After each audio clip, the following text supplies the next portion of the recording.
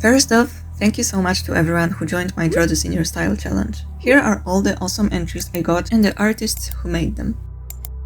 And if I managed to draw the prizes, here they are. I joined Pokemon and Miku Hatsune art collaboration hosted by Larry Ray and my friend Pastel Chip on Instagram. Together with many amazing and skilled artists, we picked Pokemon to fuse with Miku and create completely new designs, much like in Project Voltage started in 2023. My Pokemon of choice was Zygarde's 100% form. For inspiration, I picked a couple of Project Voltage designs that, in my opinion, read the best as Miku. Then I made a list of elements that make Miku, Miku, and which I will definitely have to keep in order to not lose her character. Zygarde is a very much humanoid Pokemon, which makes it that much easier for me to adapt it into new Miku design. I managed to find a concept sheet for Zygarde's design.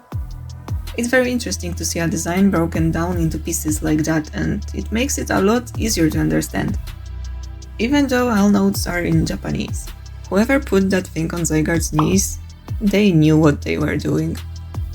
I really like Zygarde's crown shape on its head, so I will try to incorporate that. I think the most iconic elements are the little dragon heads, the big face on its chest, and the tail. Although the tail is on the back, so I don't think it's going to be very visible in the drawing. The little cell shapes could be good to add as details here and there.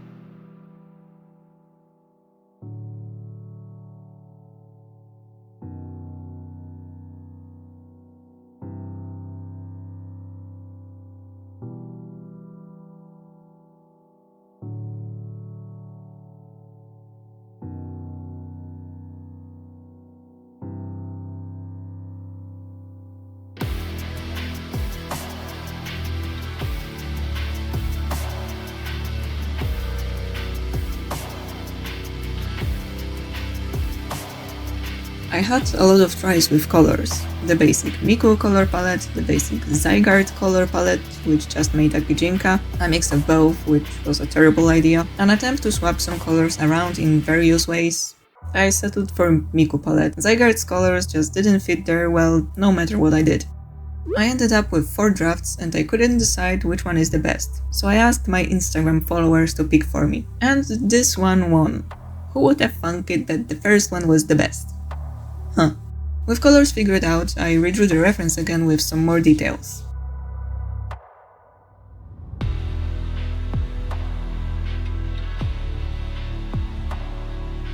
Then, time for an epic illustration had come. I wanted this illustration to be a bit more serious, maybe not as dynamic, because Zygarde is a legendary Pokemon and has this aura of glory and stoicism around it. Though I still wanted to make something cool and fill the space to enclose Miku between big shapes. The pose absolutely destroyed the purpose of designing the torso, but oh well, better for me. I'd rather draw hands than this. When figuring out lights and shadows, I tried to bring attention back to Miku's face. I started on a black background because I knew I wanted the scene to be mostly shadows and have Zygarde sort of glowing in the darkness, also make Miku emerge from it.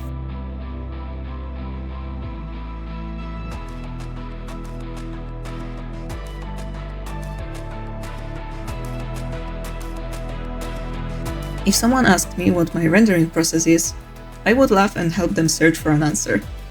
What I do now, I probably won't do 3 drawings after this one. I like new things. It teaches me a lot and lets me explore all the possibilities and techniques, find new ways of doing new things and all. The only thing that I am not willing to do ever again is clean line art. I could not care less. You can't even see it in the finished piece. Though I really like erasing lights instead of painting shadows. For me, it's easier to think where the light will land on a surface, rather than where it won't reach. Plus, it's a lot less work when there's a lot of dark places and not as many bright ones.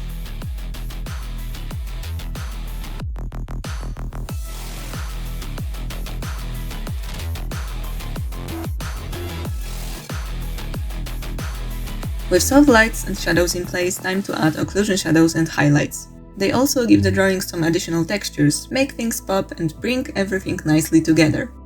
One time I was commissioned to make a drawing inspired by Darkest Dungeon art style. At this point in time, I've already tried adding big surface of solid black of shadows and I really liked how it looked, so the black stayed with me since then. Somehow it adds more depth. Or maybe I just like black and high contrast, I don't know. Anyway, things look better with black to my eyes.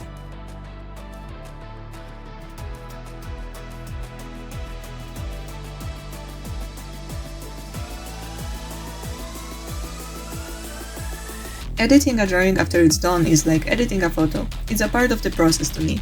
Time to correct everything that you think could be done better, like colors, contrast, exposure, lights and shadows, and so on.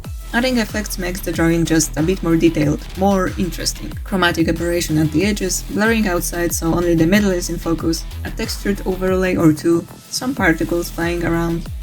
It's my favorite part of making an illustration. A small reward for spending like 6 hours on making everything from scratch.